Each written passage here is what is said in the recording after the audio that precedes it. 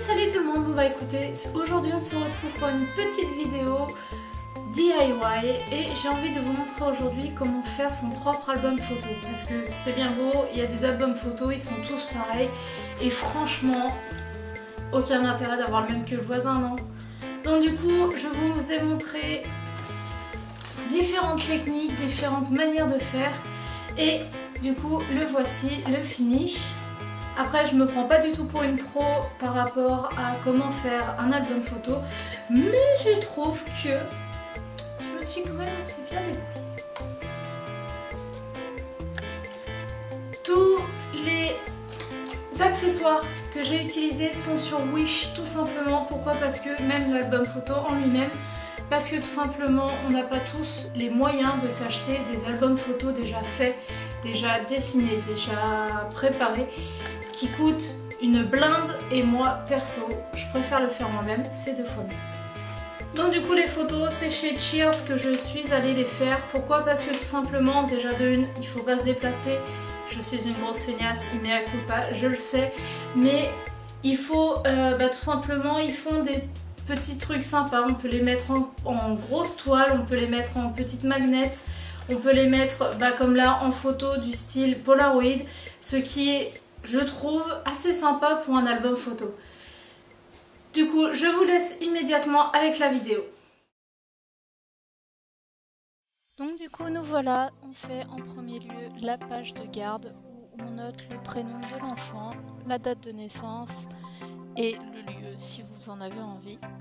Donc là, j'utilise les stylos que j'ai achetés sur Wish. De toute façon, la totalité du matériel vient de chez Wish. Ce n'est pas une vidéo sponsorisée, mais je tenais à vous le dire pour ceux qui cherchent le matériel.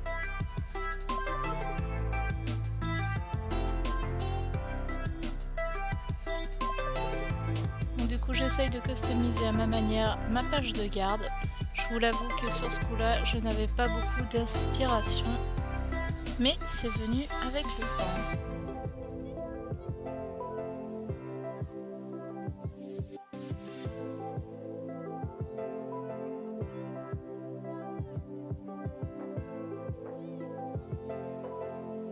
On n'oublie pas de placer la photo, car si vous ne placez pas la photo et que vous dessinez à outrance, du coup vous allez vous retrouver avec une photo qui va être par-dessus vos dessins, ce qui peut être assez énervant.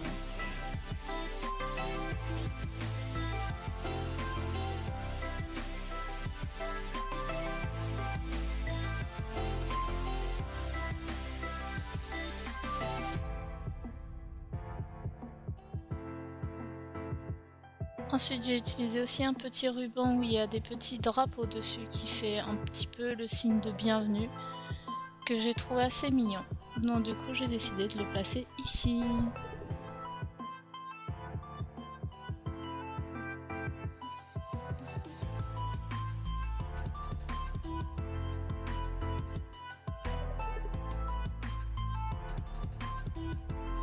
Donc du coup la deuxième page j'ai voulu faire un thème particulier, c'est-à-dire que j'ai voulu faire la famille.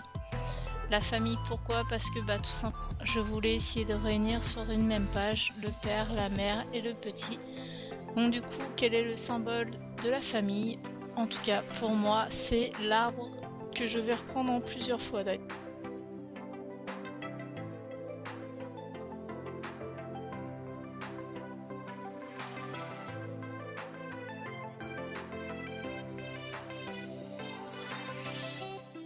Après vous pouvez prendre aussi des modèles sur Pinterest ou autre.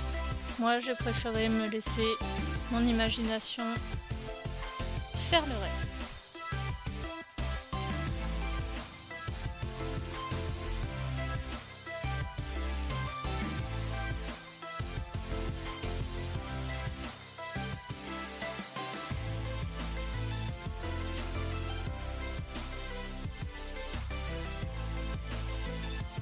Une fois que vous avez terminé votre arbre, vous essayez de placer la photo Pourquoi? Parce que tout simplement la photo, une fois qu'elle est placée, vous savez où vous pouvez dessiner, rajouter des petits détails, etc. Vous n'allez pas passer du temps à faire quelque chose qui va être caché par la photo par la suite. Donc j'ai voulu tester plusieurs manières de faire tenir les photos. Donc là j'ai utilisé par exemple pour cette photo là du ruban décoré.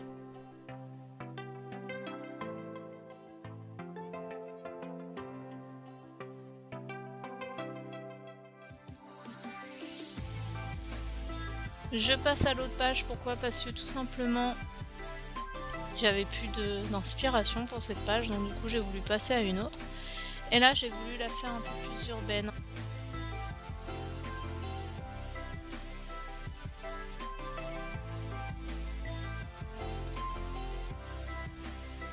Et par la suite, vous remarquez que j'ai aussi énormément de pochoirs. J'ai voulu me mettre énormément de pochoirs à disposition de manière à pas me dire ah bah oui mais si j'aurais eu. Et donc du coup là j'ai décidé de faire des taches d'encre, tout simplement.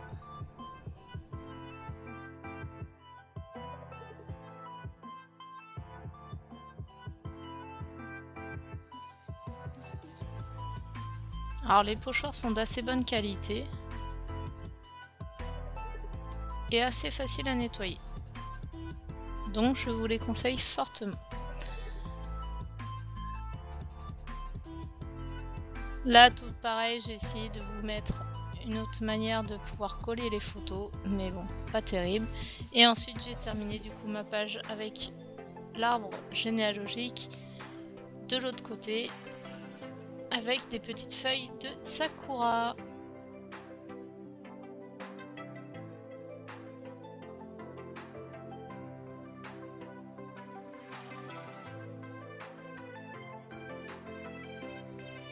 Ensuite pour la dernière page j'ai utilisé aussi le style japonisant. Pourquoi? Parce que j'ai décidé que ce côté là de l'album photo allait être un style japonais. Et donc du coup j'ai décidé de faire un petit panda. C'est mignon les pandas.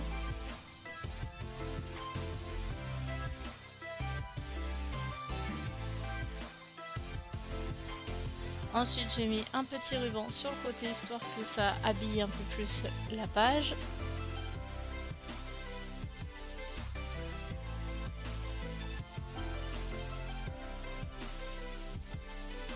Je positionne la photo toujours pareil pour savoir où est-ce que je vais pouvoir la mettre, de quel sens je vais pouvoir la mettre. Et ensuite en fait je me suis décidé de faire le bambou qui était aussi sur le même pochoir. Et donc du coup je me suis lancée à faire ce bambou qui m'a pris énormément de temps.